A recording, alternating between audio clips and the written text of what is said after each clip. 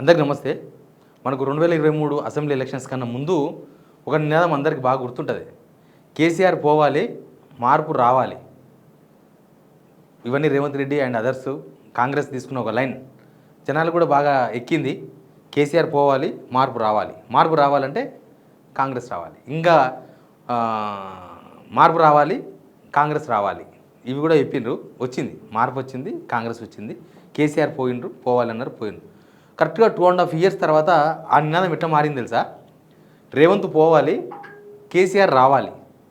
కాలం మారింది అంతే. ఒక 2.5 years తర్వాత రేవంత్ రెడ్డి ఏ నినాదం నమ్ముకొని ముఖ్యమంత్రి అయిందో, కాంగ్రెస్ అధికారంలోకి వచ్చిందో, ఇప్పుడు అదే నినాదం రివర్స్ అయింది కాంగ్రెస్కి. ఇప్పుడు కేసీఆర్ రావాలి, కాంగ్రెస్ పోవాలి, లేకపోతే రేవంత్ పోవాలి, కేసీఆర్ రావాలి. మొన్నటిదాకా కేరళ ఎలక్షన్స్ ప్రచారంలో రేవంత్ రెడ్డి అక్కడ ముఖ్యమంత్రిని అక్కడ ఉన్న ముఖ్యమంత్రి పినరయి విజయన్ పోవాలనే ఉద్దేశంతోన వాళ్ళ భాషలో ఏదో పినరయి పోవే పోవే అన్నాడు. ఇది చూస్తే తెలంగాణలో ఇక్కడ రేవంత్ పోవే పోవే అవుతుంది. రేవంత్ పో అంటున్నారు జనం. అట్లా తయారైంది. ఇది ఏదో ఒక పొలిటికల్ స్టేట్మెంట్ లాగా కనిపిస్తలేదు. ఇది నెక్స్ట్ ఎలక్షన్స్కు ఇది ఒక ఇప్పుడే పడ్డ ఇత్తులాగా కనిపిస్తుంది, విత్తనం.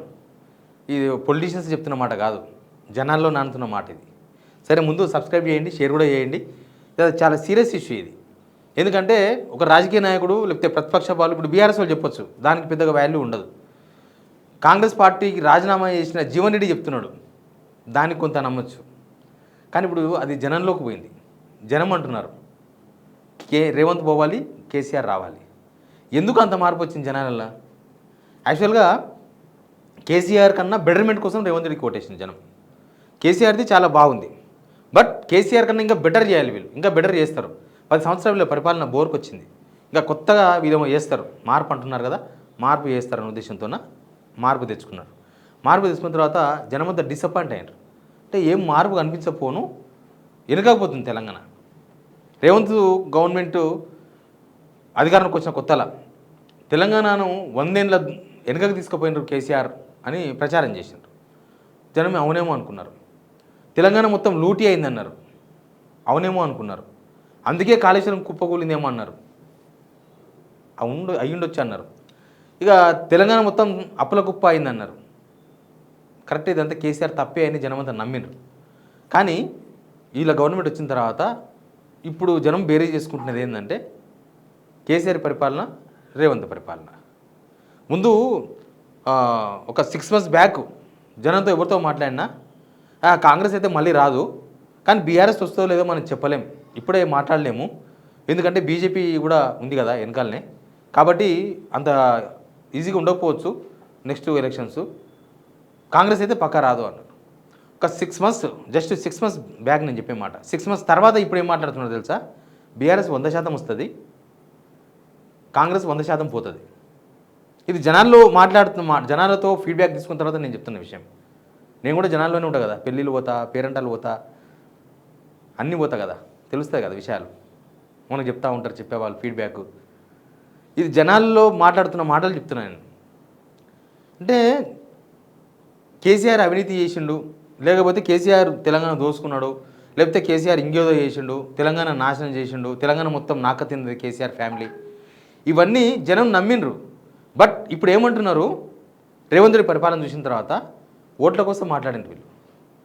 వాళ్ళు కేసీఆర్ తిని ఉంటే ఇప్పటికే కేసీఆర్ మీద కేసులు అయ్యేది, లేకపోతే లోపలేసేవాడు రేవంత్ రెడ్డి, ఏమో చేసేవాడు కదా, అవేం చేయలేదు. ఫస్ట్ అవేం జరగలేదు.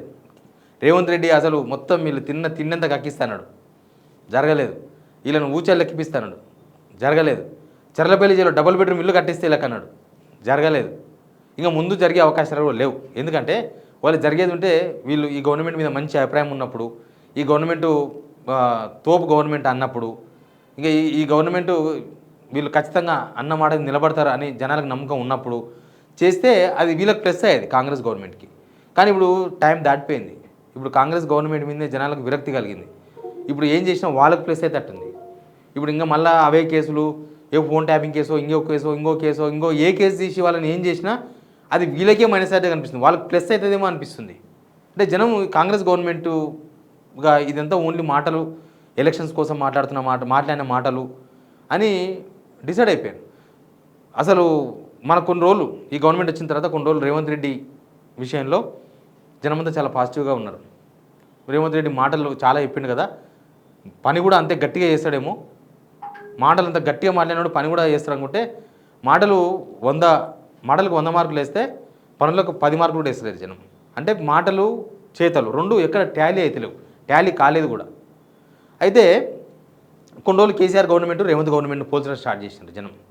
అంటే కేసీఆర్ ఉన్నాగా బాగుండే, కేసీఆర్ ఉన్నప్పుడు ఈయనకన్నా బెటర్ ఉండే, కేసీఆర్ ఫలానాది అట్లా చేసిండే, కేసీఆర్ రైతు భరోసా బాగా ఇస్తుండే, కేసీఆర్ ఉన్నాగా ఫలానాది ఇట్లా ఇస్తుండే, కేసీఆర్ ఉన్నాగా తెలంగాణ బాగుండే పచ్చగుండే అని పోల్చిండ్రు. ఇప్పుడు అయిన తర్వాత ఇప్పుడు ఈ స్టేజ్కి వచ్చిన తర్వాత తెలంగాణ బాగుండాలంటే మళ్ళీ కేసీఆరే రావాలంటున్నారు. తెలంగాణ బాగుండాలంటే అంటే ఇప్పుడున్న ఈ నష్టం, ఈ రేవంత్ రెడ్డి 100 ఏళ్ళు వెనుకపోయినామన్నారు చూడు, ఈ 2.5 సంవత్సరాల్లో 100 ఏళ్ళు వెనుకపోయినామన్న ఫీలింగ్ వచ్చింది జనాలకి. కేసీఆర్ 10 సంవత్సరాలలో జరిగిన డెవలప్మెంట్ మీద చర్చ స్టార్ట్ అయింది జనాల్లో.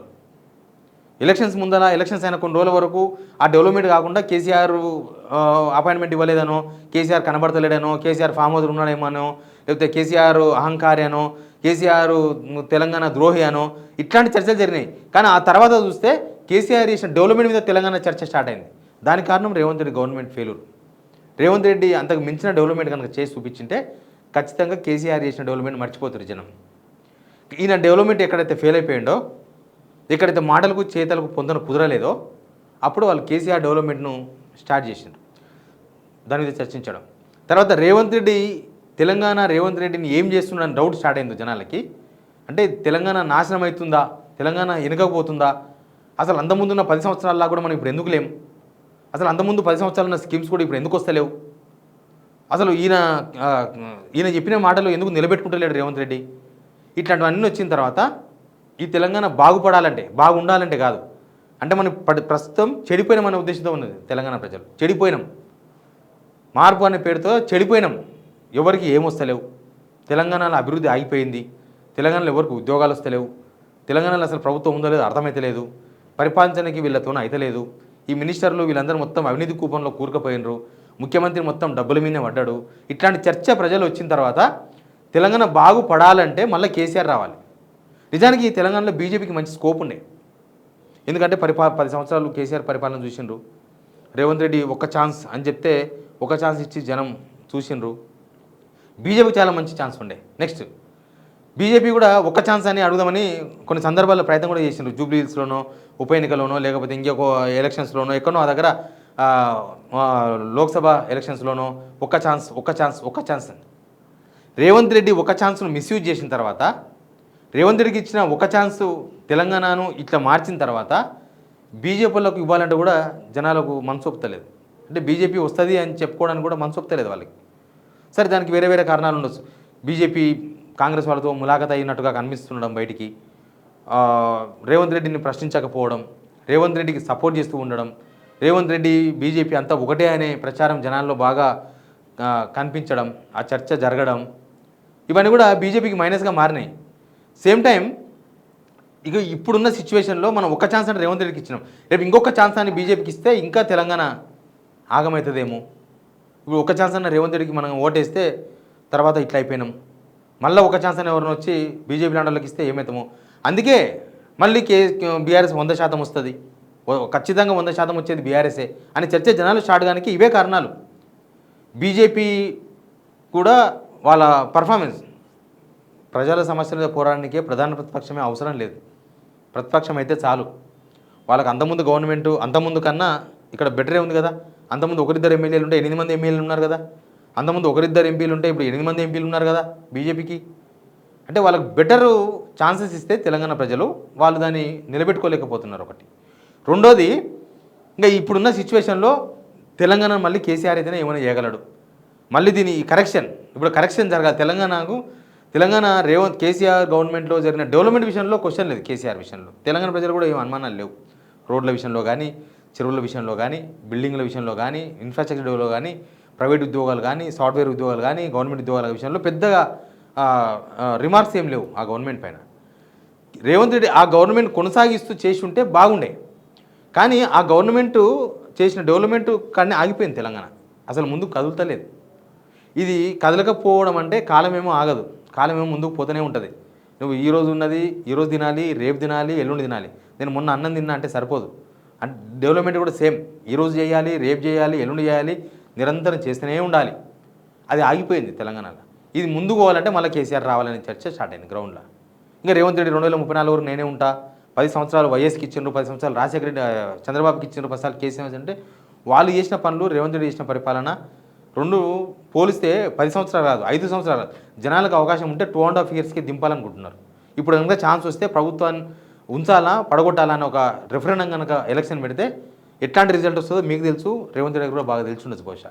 ఎనీవే, తెలంగాణలో మారిన సమీకరణాల రాజకీయాన్ని మీకు ఎక్స్ప్లెయిన్ చేసే ఉద్దేశమే ఈ వీడియో. Please subscribe.